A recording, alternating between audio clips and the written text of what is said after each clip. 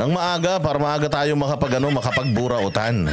Pero bago natin simulan yan, dito muna tayo sa mga magagandang balita ng bayan natin. Ha? Pwede ba yun? Pwede ba yun? Dito muna tayo kasi balita ko, ang galing-galing talaga ni Inday Sara. Alam niyo kung gaano kagaling si Inday Sara? Ganito kagaling si Inday Sara, tingnan nyo. Nakita nyo? Ayan bagong unit team. Alam mo sa sobrang galing ni Inday Sara, sa sobrang trendsetter ni Inday Sara mga bossing. Sa sobrang trendsetter niya, si Inday Sara nagpunta rito kay Lenny. Puta nung nagpunta si Inday Sara kay Lenny, alam mo ba si Lenny, araw-araw na naliligo. Bakit? Simula nung binisita siya ni Inday Sara, araw-araw may bumisita na sa kanya. Pero nung kahapon, nung makalawa, may bumisita sa kanyang tanga. Merong gunggong na bumisita sa kanya. Tangina, saan ka makakita? Kamayan pa sila. Dilawan, pinklawan, yung dating sinasabi na putang ina yung tatay mo diktador. Yung tatay mo walang silbi. Yung unang mga nagsasabi na puta pineke mo daw yung pag-aaral mo. Bobo ka daw.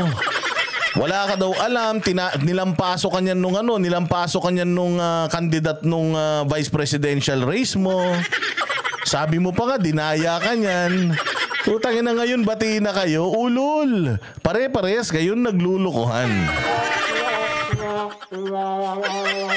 Tayo wala ka ng wala ka ng delikadesa Pati tae kakainin mo na. Uso talaga ngayon yung mga politiko na kumakain ng mga tae. Ayan, isa na ito si Bongbong at isa na ito si Lenny. Well, si Lenny naman, nasa bahay siya nananahimik. Sabi nga niya, syempre bisita yan, kahit satanas yan. Pag pinuntahan ka, Pilipino tayo, tanggapin mo. Oo, putang ina, ganito ka nakababa, Bongbong. Dahil wala ka ng kaibigan, kahit yung mga kumukupal sa'yo dati, nakikipagkaibigan ka na may magamit ka lang, hayop ka.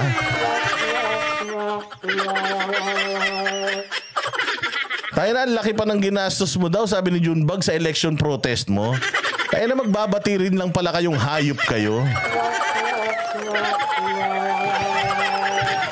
Tayo na, magpasalamat ka. Magpasalamat ka, Bongbong Marcos. Naunahan mo si Leni Robredo makipag-usap kay Inday Sara. Magpasalamat ka, Bongbong, dahil si Inday Sara wala talagang plano na maging presidente ng Pilipinas noong 2022. Maniwala ka, napakaswerte mo kasi si Leni Robredo sa sobrang galit sa mga Duterte, hindi na nakipag-usap kay Inday. Pero kung nagtandem si Inday at saka itong si Leni Robredo, maniwala ka, Bongbong. Putang ina, lusaw kayo. Wala kang followings, Bongbong. Wala kang following.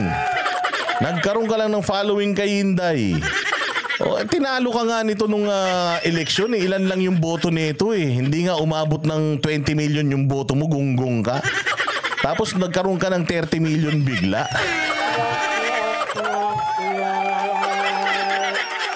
Sabi nga ni So nagmamakaawa, naglulumuhod etong mga aso na mga Marcos sa mga Duterte. Parang awa mo na. Mantakin mo ilang beses sila tinaboy ni Inday. Tinaboy sila ni Inday not once, not twice, not thrice. Sabi, patakbuhin nyo na lang si Bato kung gusto nyo manalo sa Visayas, Mindanao. Hindi pwede. Patakbuhin nyo na lang si Bongo kasama nyo. Ay, hindi pwede. Si Manny Pacquiao na lang. Itiket nyo na lang sa inyo kasi ayaw talaga ni Inday sa inyo dahil nakakadiri kayo. Kaya lang, sabi nga ni Inday, walang magagawa, nangako sa kanya, na uuwi siya kung pagkailangan niya, papagamit niya yung sasakyan. Tapos ibibigay sa kanya yung National Security Advisor or Department of National Defense. Kaya lang, nang nakuha na yung gusto, ganun din. So ngayon, Lenlen, ganyan din ang gagawin sa inyo ni Bongbong. Tama-tama, pangalan nyo pa naman, parehas, inuulit-ulit. Lenlen at saka Bongbong. Parang, pag pinagsama, Lenlen, Bobo, ganun.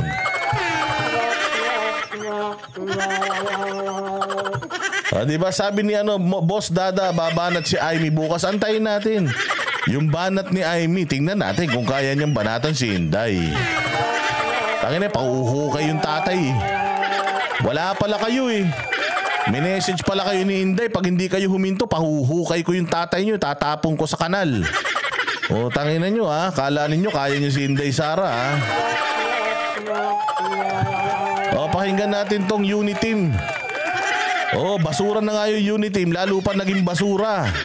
Oh, so ito ang bagong unit team, dilaw, pink, at tsaka pula ang magkakasama. Palakpakan natin ang mga satanas sa Pilipinas.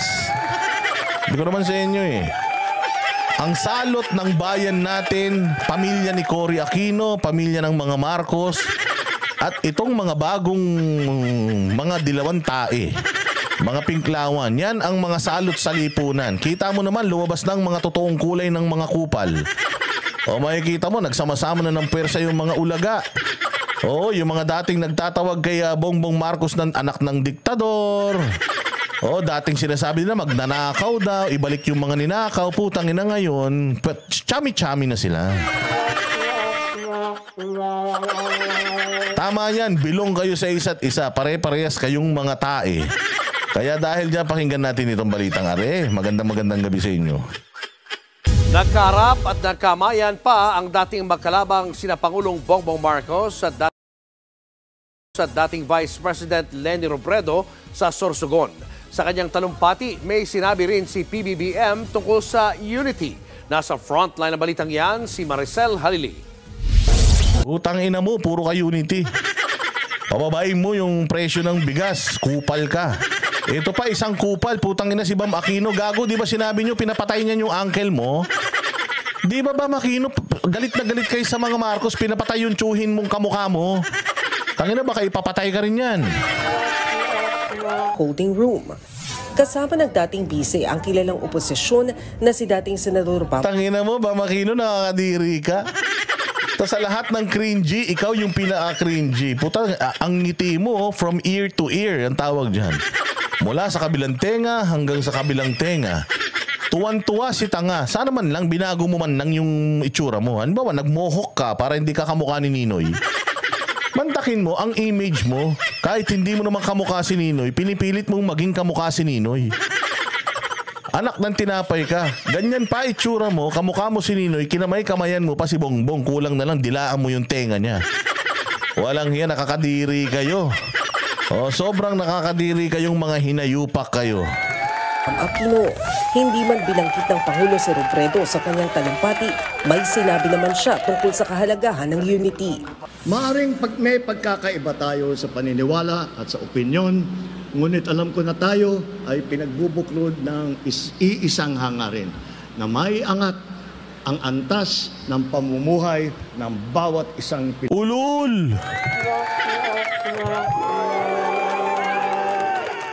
Tangina, anong sinasabi mo, may angat? Mga ulul. Tangina, kayo lang ang umangat. Yung mga kaibigan mo lang ang umangat. Ilan taong ka ng presidente, wala ka pang naiaangat. Buwisit ka.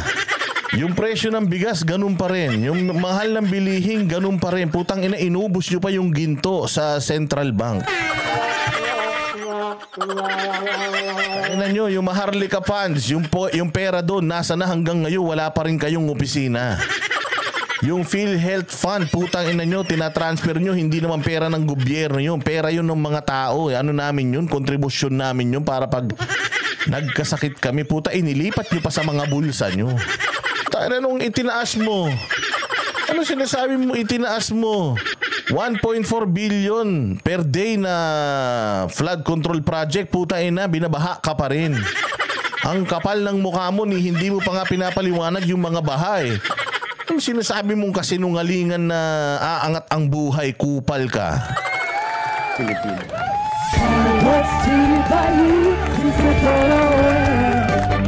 Sabi ni Senate President Chis Escudero, magsasama pa dapat sina Marcos at Robredo sa entablado para panoorin ang performance sa synchronized dancing. Pero kinailangan daw bumalik ni Robredo sa Naga. Ay na, si Robredo mukha na rin Toyota. Ay na, baka iwan ka ni Bolet niyan. Wala ka ng sigla. Lahat talaga ng lumalaban sa mga Duterte, nagmumukhang mga ugat ng puno.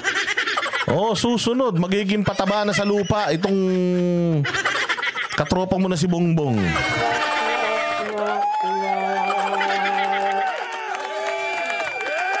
Dahil sa appointment niya, kasama ang kanilang obispo. Dagdag pa ni Escudero, ayaw na rin umeksena pa ni VP Leni. Anumang debate o pagkakaiba namin ng pananaw ay politikal, hindi personal.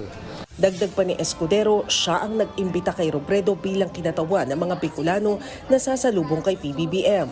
Naging magkatunggali sa pagka-vice-presidente sina Marcos, Robredo at Escudero noong 2016 elections. Bumati rin kina Robredo at Bam Aquino ang pambato sa pagkasenador ng administrasyon na sina Tito Soto, Lito Lapid at Camille Villar. Nitong nakaraang buwan lang nang bumisita rin si Diba, ganyan gagaling si Inday. Pag bisita ni Inday, putang ina kinabukasan yung kalaban at kriminal na may billboard, putya pumunta rin kasama si Bong Revilla. Tapos sumunod, may bumisita na naman. Alam mo ba dahil kay Inday Sara si Leni Robredo nagmukhang poon ng Peña Francia? Ang daming biglang bumisita sa kanya. Eto nga, just recently, pucha, si Bongbong Marcos naman, ibang klase. Iba talagang mag-trend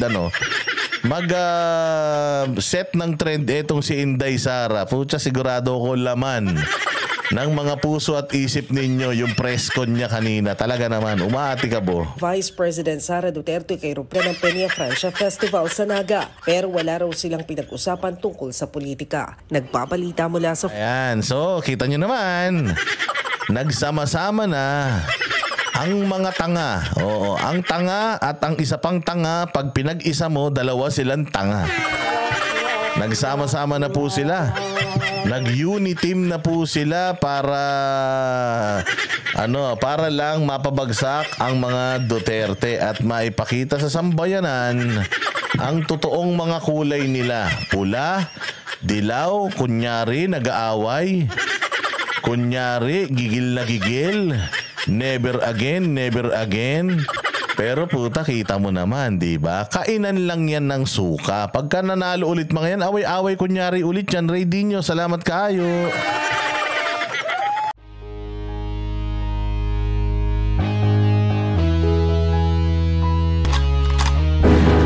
Yan ang banateros, walang inuurungan. Pag tama palakpakan, pag mali ay babanatan. Yan ang banateros, boses ng ordinaryo Pilipino.